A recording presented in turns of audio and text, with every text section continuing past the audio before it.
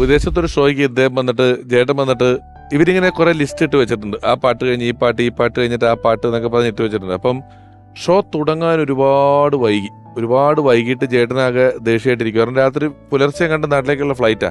അപ്പം അദ്ദേഹം വന്നിട്ട് ഒരു പാട്ട് പാടിയിട്ട് ഇറങ്ങിയിട്ട് വേറെ 4 പാട്ട് കഴിഞ്ഞിട്ടാണ് അടുത്ത പാട്ട്. ഇതിനൊന്നും നിന്നില്ല. വന്ന ചേട്ടൻ നിക്ക ഒരു 5 പാട്ട് കണ്ടിന്യൂസ് അങ്ങ് അടിക്കുകയാണ്. അപ്പൊ 5 പാട്ട് കണ്ടിന്യൂസ് കഴിച്ചു കഴിഞ്ഞപ്പോ അത് കഴിഞ്ഞൊരു മെലോഡി പാടിയപ്പോൾ 1-2 സ്ഥലത്ത് വേറെ 2 പേരൊന്ന് പോയി.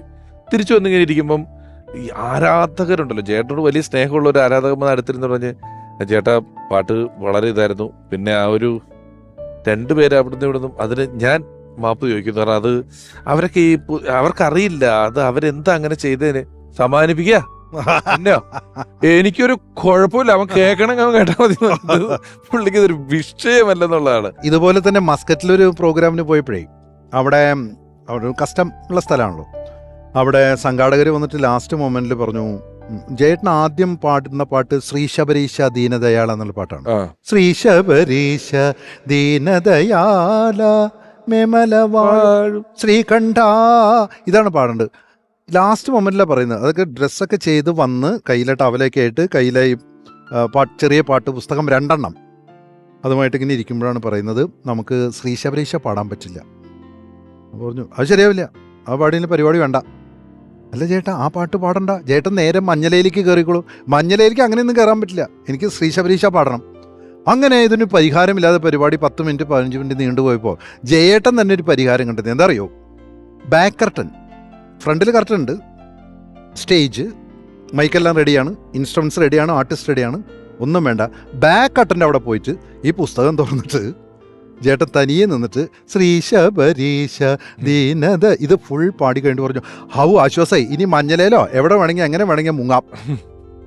ഈ പാട്ടിനെ കുറിച്ച് പറയുമ്പോൾ ഇനി നമ്മൾ ഇപ്പം ജയരാട്ടൻ അത്യാവശ്യം പാടുന്ന ആളാണ്, ഞാൻ എതിർക്കുന്നില്ല, ഞാൻ ഒട്ടും പാടാത്ത ആളാണ്. പക്ഷെ എന്നാലും ഒരു പാട്ടുകാരന്റെ സാന്നിധ്യമില്ലാതെ നമ്മൾ ജയേട്ടനെ പറ്റി, പാട്ടുകാരും ഗാനരചയിതാക്കളും ഒക്കെ വരണം, ഇവിടെ എല്ലാം വരും. അപ്പം ഞാൻ ഇനി ഗായിക വരണം, ഒരു സംഗീത സഭയാക്കി നമുക്ക് ഇതിനെ മാറ്റേണ്ടതായിട്ടുണ്ട്. അതിൽ ആദ്യം ഞാൻ ക്ഷണിക്കുന്നത്, ഞങ്ങളുടെ ക്ഷണം സ്വീകരിച്ച് വന്നിട്ടുള്ളത് മലയാളത്തിലെ ഒരു വലിയ ചലച്ചിത്ര പിന്നണി ഗായകനാണ്. ഒരുപാട് മനോഹരമായ ഗാനങ്ങൾ മലയാളിക്ക് സമ്മാനിച്ചിട്ടുള്ള, അല്ലെങ്കിൽ നമ്മൾ കാണുന്ന കാലം തൊട്ട് ഈ കാലം വരെയും ഒരുപോലെ മലയാളികൾക്ക് പ്രിയപ്പെട്ട, ഒരുപോലെയുള്ള ശബ്ദത്തിനുടമയായി നിൽക്കുന്ന പ്രിയപ്പെട്ട ഗായകൻ, സ്നേഹപൂർവ്വം സ്വാഗതം ചെയ്യുന്നു പ്രിയപ്പെട്ട ബിജു നാരായണൻ.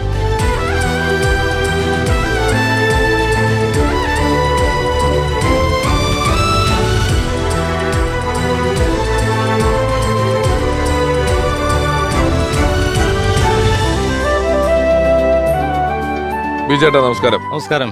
ബിജുചേട്ടൻ ദീർഘമായ ഒരു യാത്രയൊക്കെ കഴിഞ്ഞ് ഇത്തിരി ത്രോട്ട് ഇൻഫെക്ഷൻ ഒക്കെ ആയിട്ട് വോയിസ് റെസ്റ്റ് എടുക്കുന്ന സമയമാണ്. കണ്ടാ തോന്നില്ല കേട്ടോ, അത് എപ്പോഴും ഫ്രഷ് ആണ്. അപ്പൊ ഞാനൊരു പാട്ടുകാരനോട് ചെയ്യാൻ പാടില്ലാത്ത കാര്യമാണ് ഞാൻ ചോദിച്ചത്, ബിജുചേട്ടാ അത് വരണം. ബിജുചേട്ടനാണെങ്കിലും ചേട്ടന്റെ എപ്പിസോഡ് എന്ന് പറഞ്ഞപ്പോൾ വളരെ അതും കൂടെ കൊണ്ടാണ് അദ്ദേഹം ഇവിടെ വന്നത്. ഒരുപാട് ഷോകളൊന്നും ചെയ്തിട്ടുള്ള ആളല്ലേ?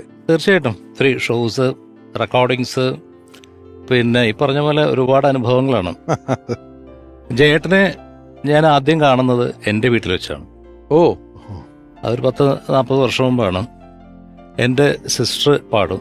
അപ്പോൾ സിസ്റ്ററിനെ പ്രോഗ്രാം കഴിഞ്ഞിട്ട് അച്ഛനും സിസ്റ്ററും ജയേട്ടനും കൂടി ഞങ്ങൾ ഒരുമിച്ച് ഇങ്ങനെ വരികയാണ്. അപ്പോൾ നമുക്കറിയാം ജയേട്ടൻ ദാസേട്ടനാണല്ലോ അന്നും ഇന്നും അതെ.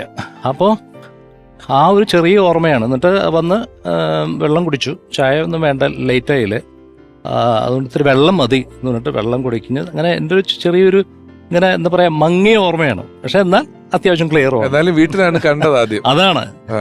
പിന്നീട് കുറെ വർഷങ്ങൾക്ക് ശേഷം ജയേട്ടനായിട്ട് പാടാൻ പറ്റി, ഒരുമിച്ച് സംസാരിച്ച് എത്രയോ നിമിഷങ്ങൾ, ഇതൊന്നും നമ്മളെ ചിന്തിക്കുന്ന പോലും ഇല്ലല്ലോ. ജയേട്ടനായിട്ട് ആദ്യമായിട്ട് റെക്കോർഡിങ് ചെയ്യുന്നത് ദേവരാജ മാസ്റ്ററുടെയാണ് 93-ൽ. അത് തരങ്ങണിയിൽ വെച്ചിട്ട്. പിന്നെ MJ ചന്ദ്രനായിരുന്നു അത് അസിസ്റ്റ് ചെയ്തിരുന്നത്. പിന്നെ 95-ൽ തന്നെ ആദ്യത്തെ കൺമണി സിനിമയിൽ ഞങ്ങൾ ഡ്യുവറ്റ് പാടി.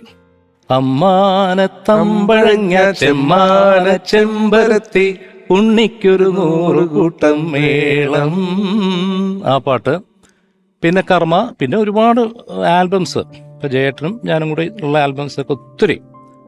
അപ്പം അങ്ങനെ ഒരു വലിയ വലിയ ഓർമ്മകളാണ്. പക്ഷെ നമ്മൾ ഈ സിംഗേഴ്സ് കൂടുതൽ അടുത്ത് പെരുമാറുന്നത് ഈ ഷോസിന് പോകുമ്പോഴാണ്, നേരത്തെ പറഞ്ഞ പോലെ. അതെ അതെ. അപ്പം ഈ പ്രോഗ്രാംസിന് പോകുമ്പോഴാണ് ഒരുപാട് നേരം അടുത്തിരിക്കാനും അല്ലെങ്കിൽ എന്താണ് ഈ വ്യക്തികൾ എന്നുള്ളത് ശരിക്കും ഒരു ക്ലിയർ പിക്ചർ കിട്ടുന്നതും അപ്പോഴാണ്. അപ്പം പൊതുവേ ജയേട്ടനെ കുറിച്ച് നമുക്കൊരു പിക്ചർ വളരെ ദേഷ്യക്കാരൻ, എന്തു പറഞ്ഞാലും തർക്കുത്തരം, പക്ഷെ അതിലൊക്കെ വിട്ടിട്ട് ഒരു ഭയങ്കര സോഫ്റ്റ് ആണ് ശരിക്കും. ശുദ്ധ പിള്ളേരുടെ മനസ്സാ ശരിക്കും അല്ലെ? അത് പക്ഷെ നമ്മൾ അങ്ങ് അടുത്ത് ചെന്നാലേ കാണുള്ളൂ. അല്ലെങ്കിൽ ഉള്ള കാര്യം തന്നെയാണ്. ഞാൻ തന്നെ ഒരു ദിവസം ഒരു ഇന്റർവ്യൂ എടുത്തോ പറഞ്ഞ, ഞാൻ വലിയ ദേശീയക്കാരനാ, ആൾക്കാരോടൊക്കെ ആവശ്യമില്ലാത്തൊക്കെ പറയും, അതൊന്നും ചെയ്യാൻ പാടില്ല എനിക്കറിയാം, പക്ഷെ ചെയ്യും.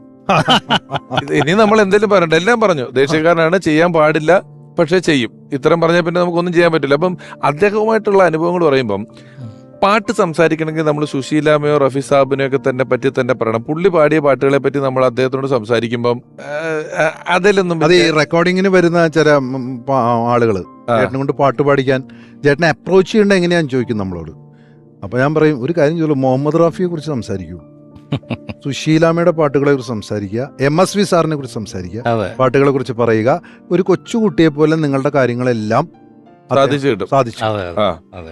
നേരെ പറഞ്ഞു ശരിയാ. കാരണം ജയേട്ടന്റെ പാട്ടുകളെ കുറിച്ച് നമ്മൾ അതിനെപ്പറ്റി അല്ലെങ്കിൽ വേറെ വിഷയങ്ങളിൽ നിന്ന് തമാശ പറയണം. അതെ, പാട്ടുകളുടെ ഒരു ജോണർ എടുത്തു കഴിഞ്ഞാൽ എല്ലാതരം പാട്ടുകളും ഉണ്ട്, എല്ലാത്തരം പാട്ടുകളും അതിനകത്തുണ്ട്.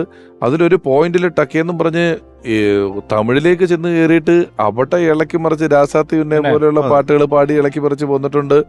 ഭക്തിഗാനങ്ങൾ എന്ന് പറഞ്ഞാൽ എല്ലാ കാലത്തും പുഷ്പാഞ്ജലി എന്ന് പറയുന്ന പാട്ട്, അതിനകത്തെ വിഘ്നേശ്വര വിഘ്നേശ്വര വടക്കുന്നാഥന് സുപ്രഭാതം പാടാൻ, കൂടുംപണികളെ കണ്ണാലൊടിക്കും, തുയിലുണരുക, കരിമല്ലിവാസ, അത്രയും ആ പാട്ടുകൾ എല്ലാ പാട്ടുകളും ഹിറ്റ് ആണെന്നുള്ളതാണ്. ഇന്നും ഈ ഭക്തിഗാനമുള്ള സ്റ്റേജുകളിൽ എല്ലാവരും പാടും. ആ ഭക്തിഗാന കാസറ്റുകളിൽ റെക്കോർഡ് കച്ചവടം നടന്നിട്ടുള്ള കാസറ്റുകളിലൊന്നാണ് ഭക്തിഗാനങ്ങൾ അത്രയും പാടിയിട്ടുള്ളത്. പിന്നെ ലളിതഗാനങ്ങള് സ്മൃതി തൻ ചിറകിലേറി, ഒന്നിനി ശ്രുതി താഴ്ത്തി എന്ന് പറഞ്ഞാൽ ഇപ്പൊ ഏറ്റവും കൂടുതൽ നമ്മുടെ മലയാളി ചലച്ചിത്ര ആസ്വാദകരെ ഗാനാസ്വാദകർക്ക് ഏറ്റവും ആദ്യം പറയുന്ന രണ്ട് പാട്ടുകൾ, ഒന്ന് മഞ്ഞലയിൽ മുങ്ങി തോർത്തി, പിന്നെ ഒന്നിനി ശ്രുതി താഴ്ത്തി. അതിന്റെ രചന, സംഗീതം, ആലാപനം മൂന്നും ഒരേ ഹൈറ്റാണ്. രചന എന്ന് പറഞ്ഞു കഴിഞ്ഞാൽ ONV സാറിന്റെ ഗംഭീര രചന, ദേവരായ മാസ്റ്ററുടെ രാജകീയമായ സംഗീതം, ജയേട്ടന്റെ ആലാപനം. ആരെയും പാടി ഉറക്കാം, കുഞ്ഞിനെ പാടി ഉറക്കാം, കാമുകിയെ പാടി ഉറക്കാം, എന്താ പറയുക, ഭാര്യയെ പാടി ഉറക്കാം, വയസ്സായി കിടക്കുന്ന ഒന്നിനും എണീക്കാൻ അങ്ങനെ എല്ലാ തരത്തിലുള്ള ആളുകളെയും പാടി ഉറക്കാനും ഉണർത്താനും കഴിയുന്ന പാട്ടാണ് ഒന്നിനി ശ്രുതി താഴ്ത്തി.